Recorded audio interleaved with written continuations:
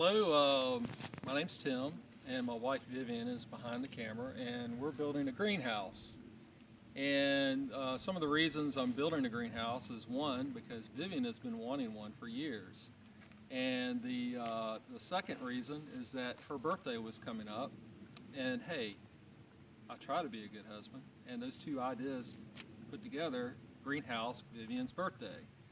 And then the third reason is just it's economical. This type of greenhouse is very economical.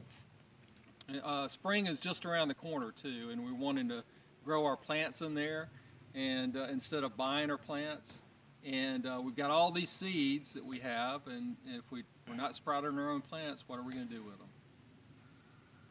And cattle panel hoop type greenhouse. The reason that selected that kind of greenhouse to do is that it seems a little bit more sturdy than the PVC type, but still very economical. That's what I liked about that. And we also had some cattle panels laying around that we weren't doing anything with, so hey, let's use them. I got the design ideas from YouTube, mainly Texas Prepper 2's video. His was very simple, straightforward build. Changed a couple of things, but and I looked at a lot of other videos with hoop design and came up with what we're doing here. Now for the build. And here's the parts list. It'll be in the descriptions. Okay, this is one point I wanted to point out concerning purchasing wood, and also how to use the wood in a construction, especially outside. Is when you look at wood, look for the rings that are angled on the wood like this right here, because and make sure that the same rings are on the other end. Because if you can get it where there's like a circle in it, that's like the center of the tree, and that's not quite as sturdy as the ones with the rings like this. And then also you can also see sometimes you'll see a board with rings like this in reverse on the other end. That's not really that good either. It's better to get the rings where they are the same on both ends. And then when you do mount the board on whatever structure you're doing, make sure the rings face outside and the inside of the rings face inside.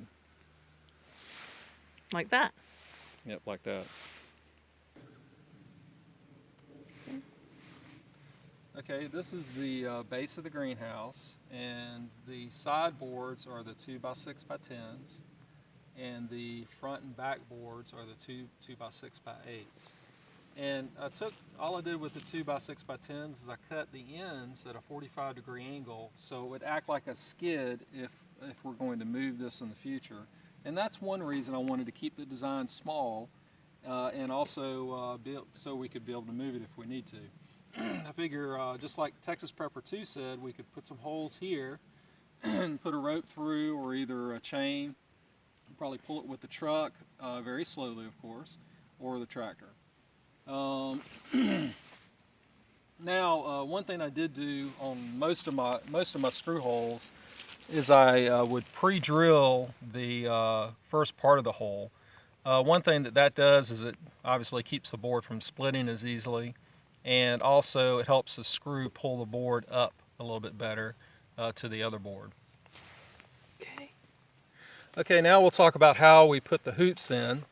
I'd already put the hoops in inside the frame, and I was wondering how to get them where they were going to be even and level without having to take them back out. They're not hard to put in, but I just didn't want to take them back out again and put them back in. So what I did is I measured 3.5 inches down and put a mark there, and did it on the other end of the hoop down here. It's hard to see, but it's there. And then put some scrap 2x4 underneath here just to kind of hold it up in place on both ends, and then pulled this up and tacked that in there with one nail, then came down here on the other end and pulled that up to that 3.5 inch mark where I could still see it, and tacked the other end, and just put a nail on each space going down. And I also put the put the horizontal rods on the cattle panel as it's positioned right now, facing out. That's so this bottom rod right here would fit real snug and secure up against this the board right here when I nailed it in. And then I put a few nails up on the vertical rods on the cattle panel to hold it in. And the whole length here is about 101 inches because each cattle panel is about 50.5 inches tall if you're looking at it as a cattle panel, but if you're looking at it as a hoop, it's wide. So 50.5 inches wide. So you're looking at 101 inches in between the front and the back boards here, up against these side boards. But it's a good idea to leave maybe another 1/8 of an inch because I put them exactly at 102 inches, and it was really hard pushing the panels in and getting them in place. I had to put them together and then kind of tap this into place. You can see where it's scrubbed a little bit right here. And then the end boards right here, I cut them to 6'9" inches. So the outside of the greenhouse is 7 foot. Okay.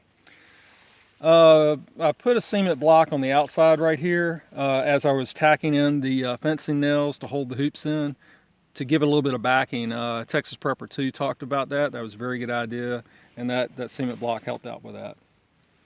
Okay, the front and back frames. How I did that is first of all, I put a couple of pieces of scrap wood up underneath where I thought about where the boards are going to be. Just lifted this up and put scrap boards underneath there. So when I put the 2x4 in place, it would rest on the scrap wood and would be the same level. You know, it'd butt up against the bottom of this board right here. So I did that. Then I measured center right here and then measured out 16 inches on either side. That'll give us a 32-inch door frame, and plus the back one will be for the window frame later. And then I took a 2x4, 2x4x8, and kind of put it down, or kind of stuck it up through this hole right here, and then butted up on the bottom and lined it up to my mark and got it as straight as I could, and measured, about where 32 inches would lie. And so you get it, where there's the same amount of fencing as on either side. And then I tacked in one nail here, not all the way down, but just enough to hold it up there. And then I came down here and angled this, put a square on here, and then put one screw to hold this in place. And that way it would still move back and forth a little bit. Well, back up just a little bit. Once I got this board where I wanted it, I took a pencil and just marked the line where this board on the fence right here. And I took this board, cut it, and then cut all the other three using this board as a template. That's one thing that really helped out a lot when I thought of that.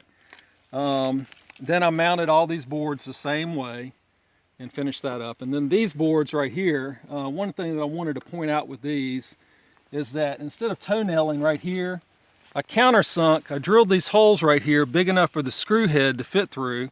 So I countersunk them about halfway through the board or so. And then I could just screw the head all the way down through here, and then the threads would come into right here, so I didn't have to do any toenailing right here.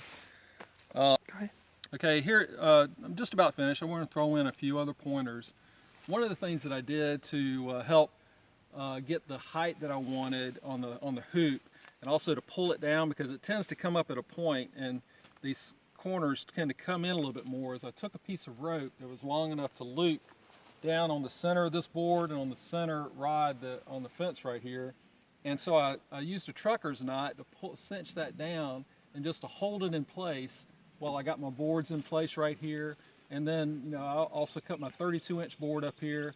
And once I got all that in place and put the 32-inch board up here, just a matter of making sure this was lined up down here, and actually maybe this is a little bit off, but that's not too bad. Making sure that it was all lined up and in place, and then put all the screws in. Hey Toto, good kitty, yeah. He's keeping a watch on us, making sure we do it right. Okay, these right here, these will end up supporting some type of shelving board, or we even thought about getting some old wire closet shelving at a restore location and putting across this. So we're not sure how we're going to do this, but it will attach to this board. And since we got this not toe-nailed in, but this is a little bit different from Texas Prepper, these are countersunk, and so that's pretty sturdy right there. I was thinking we might need to put an extra board coming down here just to hold that shelf up, because there's going to be potting, dirt and everything on here. Could be some weight up here, maybe even some water, bucket of water. But all in all, we're looking forward to getting this done and starting to grow some plants. And I also watched Texas Prepper 2's video where he had a whole bunch of tomato plants in his, and he was showing the height of them and everything, and he was talking about how we needed to keep it warm when it got a cold snap. And man, there were just plants all over that little thing, and I was really impressed with that. So I'm looking forward to getting some things started in here. Set the bar high for me, huh? Thank you, guys. Here. This cat showed up less than a week after we moved in. He showed up on our back door as a kitten. So someone had dumped him. We're in the middle of the woods. So he was not a feral cat. He came up, took very little coaxing, and we started feeding him. So he's become part of the family. We named him Toto. I know that's a dog's name, but it suits. But he's an outdoor kitty. Thanks for watching.